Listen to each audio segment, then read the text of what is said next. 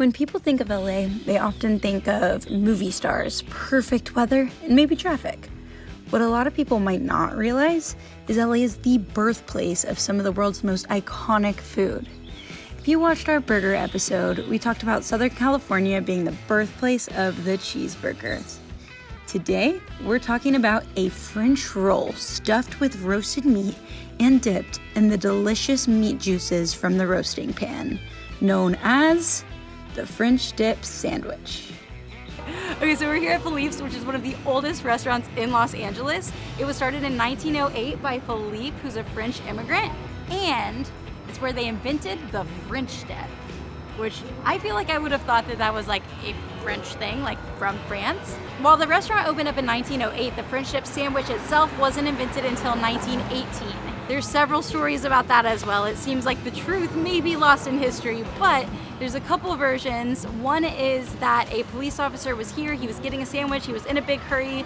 Philippe accidentally dropped a roll in the roasting pan from the meat, and the police officer said, like, I'll take it, I just gotta go. And the next day, he and his whole unit came back to get more of the amazing dipped sandwiches. One of the other stories that gives Philippe a little bit more personality is that a customer came, complained that his roll was stale, and Philippe sassily took the roll, threw it in the meat from the roasting pan, handed it back, and said, how about now?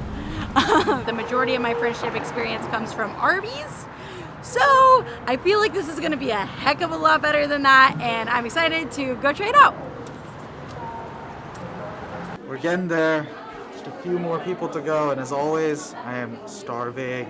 The lamb dip for me, beef dip for Madison as a double dip, and I'll do the lamb as a wet. Okay. Pickled egg on the side, the pickled pig's foot. Anything else? I think that's it for us. You're already finished paying?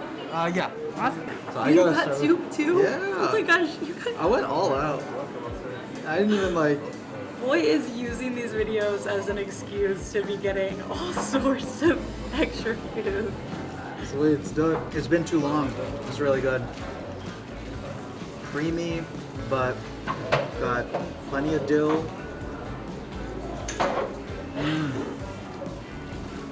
Lamb chowder. Pickled eggs. Look at how purple it is. Like it starts like a pickle, like a cucumber pickle, but then you get to the yolk, and it's like it goes back to dry. It's not like a soggy egg at all. That's not bad at all. It's very interesting. It's pretty good actually. I wasn't expecting it to be that tasty. I wonder what makes it purple though. I'm guessing the pink is from beets or something. It was really good. Surprisingly delicious. Just a nice like vinegary egg. Amazing. Pickled pig's foot. Look at those little hoof. I did not start this day thinking that I'd be eating a pig's foot, but I'm very glad with this surprise. That is good. Yeah? So pickle aspect makes it like tangy, but it's still like you get the meaty flavor after the tang settles. Am I gonna like it? I think you'll like it. Okay. It's like very slippery. Yeah, and the skin like gives it like a gelatinous texture Yeah. as opposed to like it's not like crisp. I don't even know where to bite. So this one's now tough. Oh, there's little hair right here. That is the smallest little bite I've ever seen. Couldn't get a good bite. I literally can't.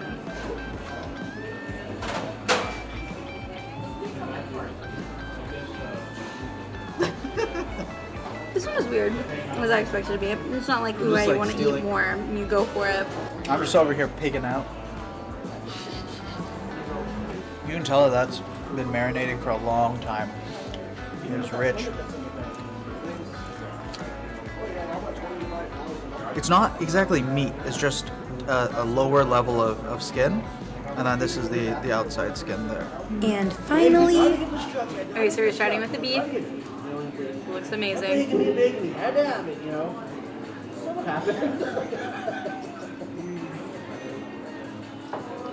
That's really good.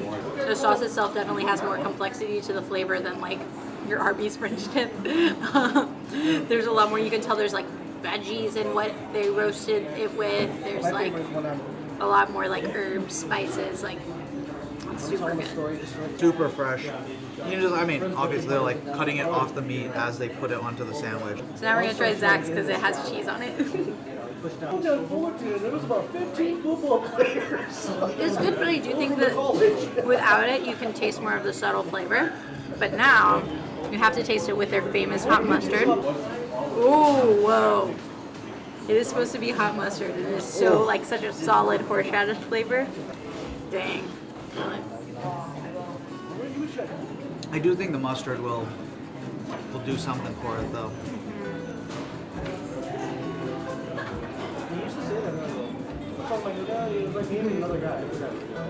I might have added too much. Oh yeah, it's a strong mustard. Good. And we are no mustard lightweights either, so. Clearing out my sinuses. I'm crying. Woo! That's good stuff. Well, you know no one's buying this, right?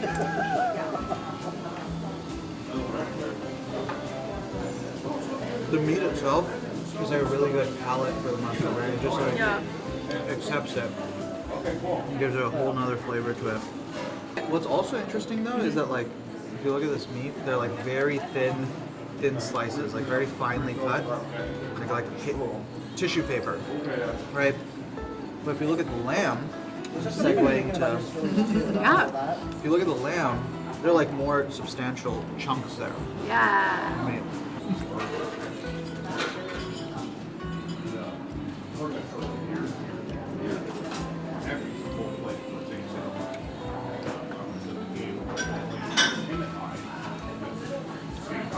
That's really good. that's a move. I think wet is the way to go. I think that's why, like, I like the roast beef. I don't know that I actually like the lamb more than the roast beef, but the wet, like the more sauce on it. But and I wouldn't be afraid of the wet. Like I was originally afraid of the wet because I thought it would be like the outside would get wet too. But no, you still get like a solid crust there, right? But it's just like the thickness on the inside. It just soaks in a little deeper there. And I definitely like the lamb better. Get the extra pungentness Yeah.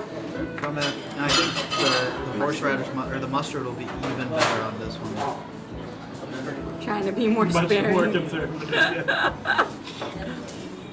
know how you guys talk about, you know, whatever. So good.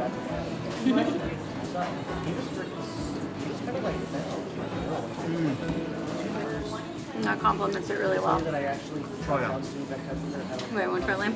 I just feel like I'm getting like whole chunks of meat too. Good. Very good. I'm also really excited that we got to eat in here. So this restaurant has been around since 1908, but we've been in this location since 1951.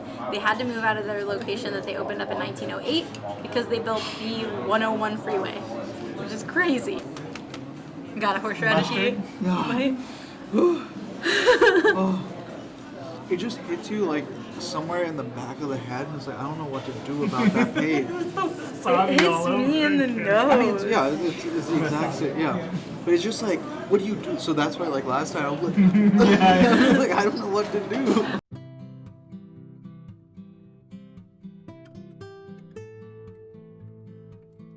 Ivan is over here living his best life, eating like from 4 different plates at a time. And some of this stuff I don't even have to share anymore. This guy. So it's complete. I'm full.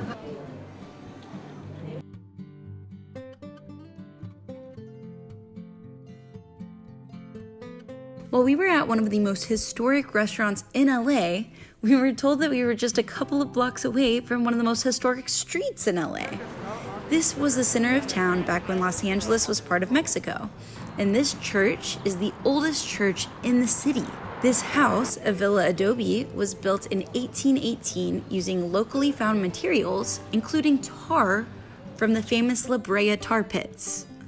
The first mayor of LA lived here with his wife, who was a member of the Sepulveda family, that so many things are named after here in the city. The mayor died in the Mexican-American War, and his house was commandeered by American troops for a couple of weeks. This is the oldest existing residence in Los Angeles. What was so cool about today is that we've driven through this area many times without ever knowing the history. I've eaten French dip sandwiches for most of my life and never once thought, I wonder how this was created. It's such a reminder of how beautiful this world is. Everything around us has a story, and we get to live our lives creating our own great stories. Thanks for being a part of our Experiencer Project story. Please like and subscribe and check back every week for a new video.